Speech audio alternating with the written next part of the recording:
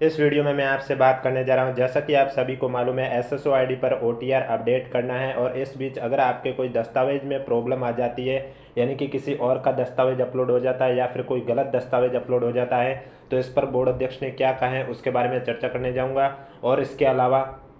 अगर आपके दस्तावेज डिजी लॉकर पर अवेलेबल नहीं है तो आपको क्या करना है उसके बारे में भी चर्चा करने जा रहा हूँ। वीडियो पसंद आए तो वीडियो को लाइक कीजिए, चैनल जरूर सब्सक्राइब कीजिए, क्योंकि इस यूट्यूब चैनल पर आपको इसी तरह ओटीआर से रिलेटेड पल पल की अपडेट दी जाती है। जैसे जैसे हमें ओटीआर से रिलेटेड कोई भी अपडेट प्राप्त होती है हम आपको इस यूट्यूब चैनल के माध्यम से ज़रूर बताते हैं। इसके अलावा बर्थ सर्टिफिकेट अपलोड करना कंपलसरी है या नहीं है उसके बारे में भी इसी वीडियो में चर्चा करूंगा, इसलिए वीडियो को अंत तक जरूर देखें। तो सबसे पहले तो मैं दस्तावेज के बारे में बात करूंगा कि दस्तावेज आपको किस तरह से अपलोड करने हैं अगर डिजी लॉकर पर अवेलेबल नहीं है तो। और उसके बाद बात करने जा रहा हूँ दस्तावेज अगर गलत अपलोड, देखो गलत दस्तावेज अपलोड होने के बहुत कारण रहते हैं। कभी क्या सर्वर प्रॉब्लम की वजह से भी हो जाता है कि हम अपलोड कुछ और कर रहे हैं, जो अपलोड करना था वो अपलोड हुआ नहीं, कुछ और अपलोड हो गया हो, इस तरह से एरर आ जाती है और उस पर हमारा ध्यान नहीं जाता और हम सबमिट कर देते हैं। देखो ओटीआर में अगर आपने दस्तावेज अपलोड कर दिया उसके बाद उस दस्तावेज जो अपलोड किया गया है उसके साथ आप एडिट नहीं कर सकते, छेड़छाड़ नहीं कर सकते हैं। लेकिन अगर आप अपने प्रोफाइल सेक्शन में कुछ एडिट करना चाहते हैं तो उसके लिए आपको एक बार एडिट का मौका दिया जाता है। यानी कि अगर आपने भी अपने ओटीआर प्रोफाइल सेक्शन में जो आप लेफ्ट थंब अपलोड करते हैं, इससे पहले जो आप अपनी डिटेल फिल करते हैं जिसमें आप अपनी माता का नाम लिखते हैं, आपका मैरिड है या अनमैरिड है वो है विकल्प फिल करते हैं, इसके अलावा आप अपना एड्रेस लिखते हैं, सिटी लिखते हैं, लेफ्ट थंब अपलोड करते हैं, तो इसको लेकर कोई भी अगर आपको कुछ एडिट करना है तो वो आप एक बार कर सकते हैं। इसके अलावा अगर आपका कोई लाइव फोटो पहले से कैप्चर हुआ वो गलत अपलोड हुआ है या किसी और का अपलोड हो गया या ब्लर रूप से अपलोड हुआ है या बैकग्राउंड सही नहीं है या फिर हैंड रिटन नमूने को लेकर देखा जाए तो कि हिंदी की जगह हिंदी नहीं लिखा है या किसी और ने अपनी राइटिंग में लिखकर आपकी साइट पर अपलोड कर दिया, इस तरह की प्रॉब्लम है तो आप एक बार एडिट कर सकते हैं। या फिर आपके हिंदी इंग्लिश सिग्नेचर को लेकर कोई मिस्टेक हो गई हो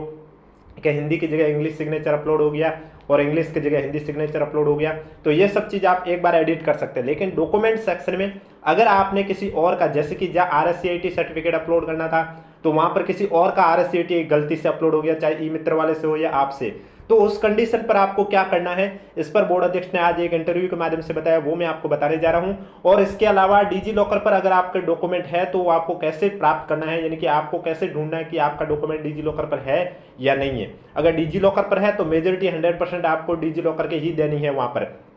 ओटीआर को डिजी लॉकर से फेच करना होगा। अगर किसी कारणवश आपके डिजी लॉकर पर नहीं है तो उस कंडीशन पर आप मैनुअली रूप से भी अपलोड कर सकते हैं। अब मैनुअली रूप से अपलोड करते समय अगर प्रॉब्लम आ रही है, बहुत साथियों की पीडीएफ अपलोड करने में दिक्कत आ रही है कि भाई हमने पीडीएफ एकदम सही है, पीडीएफ की साइज भी सही है, फॉर्मेट भी पीडीएफ में, फिर भी अपलोड नहीं हो रही है, तो उसके पीछे टेक्निकल इश्यू हो सकता है। तो आप 1-2 दिन बाद ट्राई कर लीजिए। देखो इसलिए मैं कह रहा हूँ कि जिनके भी अभी फॉर्म फिल नहीं करने वो भी ट्राई कर लीजिए, क्योंकि हो सकता है जब आप फॉर्म फिल करो आपके सामने ये समस्या ना हो जाए। क्योंकि आपने देखा होगा लास्ट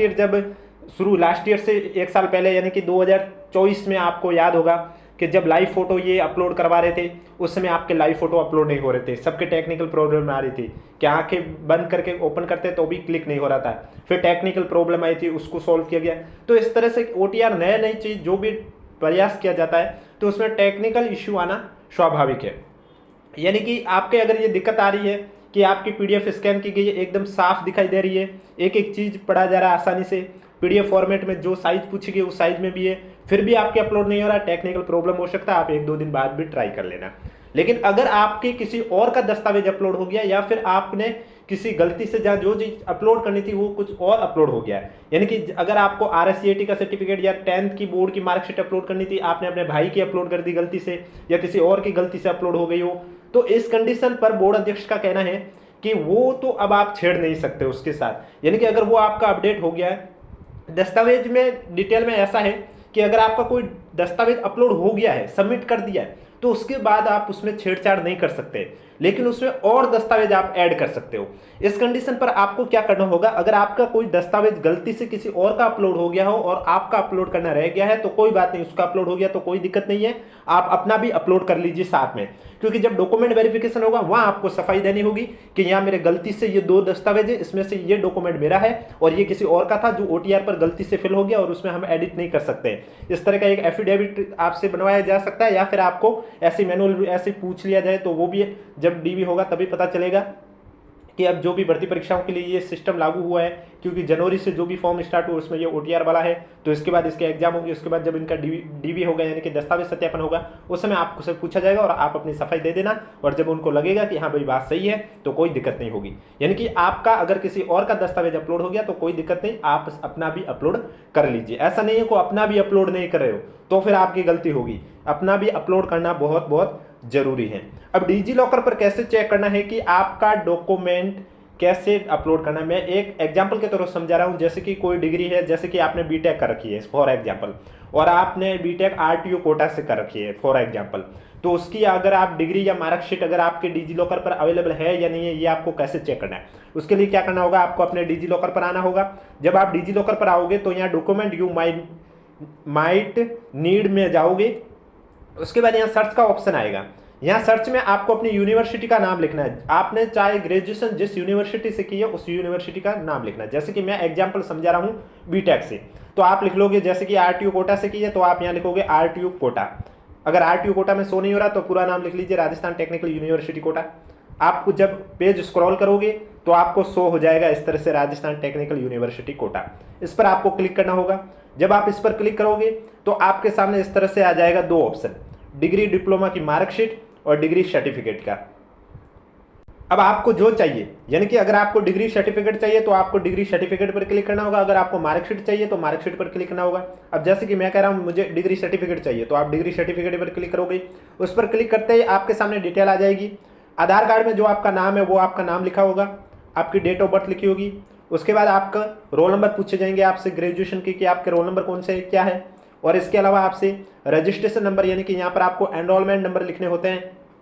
वो आपको लिखने होंगे। इसके बाद आपने कौन सी ईयर में पास किए वो ईयर सेलेक्ट करना होगा, और उसके बाद में बॉक्स पर क्लिक कर देना होगा और गेट डॉक्यूमेंट में चले जाना। अगर आपका दस्तावेज डिजी लॉकर पर अवेलेबल होगा तो आपके सामने शो हो जाएगा, और अवेलेबल नहीं होगा तो वहाँ लिखा हुआ आ जाएगा नो रिकॉर्ड फाउंड। तो इस तरह से चाहे आप 10th की देख रहे हो, 12th की देख रहे हो, ग्रेजुएशन की देख रहे हो, पोस्ट ग्रेजुएशन की देख रहे हो, या RSCIT की देख रहे हो, सभी सर्टिफिकेट जो भी अगर डिजी लॉकर पर अवेलेबल है या नहीं है, उम्मीद करता हूँ आप समझ गए होंगे आपको कैसे चेक करना है। अगर आपका अवेलेबल है तो उसे आपको डाउनलोड करके अपने प्रोफाइल सेक्शन में डाल देनी है, ताकि OTR के समय आपको फैच करना है। अब OTR में आपको कैसे फैच करना है वो भी मैं आपको बताने जा रहा हूँ, इसलिए वीडियो को बिना स्किप किए कंप्लीट देखें। और वीडियो पसंद आ रहा है तो एक बार वीडियो को लाइक कर लीजिए, चैनल भी जरूर सब्सक्राइब कर लीजिए। तो उम्मीद करता हूँ आप समझ गए होंगे कि जिनके भी डॉक्यूमेंट में दिक्कत आ रही है,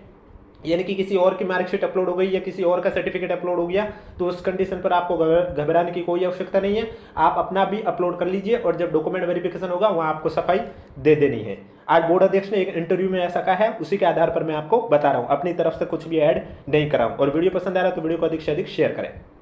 अब देखो OTR में जब आप डॉक्यूमेंट डिटेल सेक्शन में जाओगे ना, तो वहां पर आपको डिजी लॉकर से कैसे फैच करना मैं आपको बता देता हूं। जैसे आप OTR की प्रोफाइल में इस तरह से जाओगे तो यहाँ एक ऑप्शन आएगा डॉक्यूमेंट डिटेल का। इसके बाद आपके सामने कुछ लिखा हुआ आएगा, उस बॉक्स पर आपको सबमिट कर देना है, क्लिक कर देना, और फिर लास्ट में आपके सामने डिजी लॉकर की परमिशन पूछी जाएगी कि एक्सेस डिजी लॉकर या फिर कैंसिल, तो आपको ग्रांट एक्सेस डिजी लॉकर कर देना। और उसके बाद आपको डिजी लॉकर अकाउंट डालना है, आपके मोबाइल नंबर से साइन इन हो रही है तो मोबाइल नंबर डालना है, बॉक्स पर दोनों बॉक्स पर क्लिक करके साइन इन कर देना है। उसके बाद सबसे पहले तो आपको अपने प्रोफाइल में सब डॉक्यूमेंट डाल देने हैं, और उसके बाद यहाँ पर आपको टिक कर देना है बॉक्स के अंदर जो जो डॉक्यूमेंट आप OTR से फैच करना चाहते हो, और उसके बाद आपको क्या कर देना है, अलाउ कर देना, आपका डॉक्यूमेंट OTR से फैच हो जाएंगे। और अगर अब कोई साथी ये कह रहे हैं कि भाई बर्थ सर्टिफिकेट अपलोड करना कंपलसरी है या नहीं है, तो देखो ऐसा है कि आप एक बार चेक कर लीजिए, नहीं अपलोड करके भी आप एजुकेशन क्वालिफिकेशन वाली डिटेल अपलोड कर दी, उसके बाद आप देख लीजिए अगर फॉर्म सबमिट हो रहा है, आराम से भरा जा रहा है तो कोई दिक्कत नहीं है। अगर नहीं आ रही है प्रॉब्लम तो इसके अलावा कोई दिक्कत आ रही है तो आपको मालूम होगा, ये PDF जब इंस्ट्रक्शन जारी किए गए तो उसमें आपको एक ईमेल ID भी दे रखी थी